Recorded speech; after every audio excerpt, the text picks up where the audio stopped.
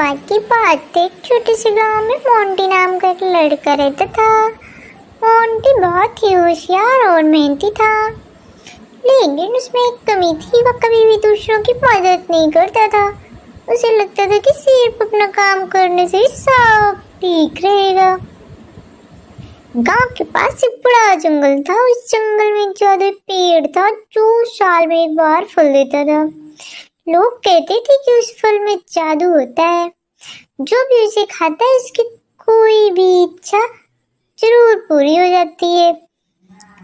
Monty को भी उस फल के बारे में पता चल गया और उसने ठान लिया इस बार वह उस फल को लेकर ही रहेगा।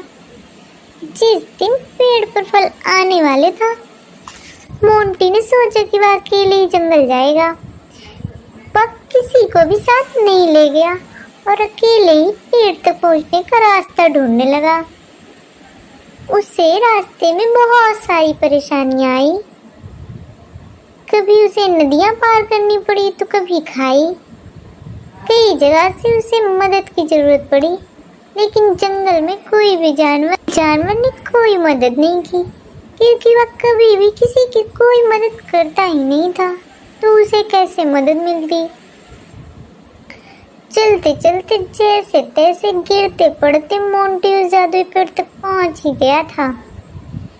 वह बहुत थक चुका था और उसे भूख भी बहुत लगी थी, लेकिन फल देखकर उसकी सारी थकान दूर हो गई। उसने जैसे ही फल तोड़ा और खाने को तैयार हुआ, एक बड़ा सांप उसके सामने आ गया।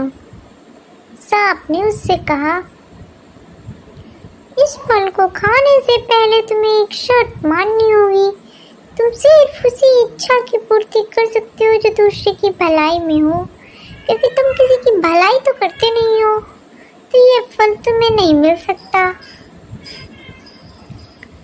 मोंटी को तो बहुत गुस्सा आया और वह सांप से बहस करने लगा, लेकिन अंत में उसे अपनी गलती समझ आ ही गई और उसने सांप से माफी मांगी और कहा, अब मैं अपनी इच्छा से गांव के सभी लोगों की भलाई करूंगा।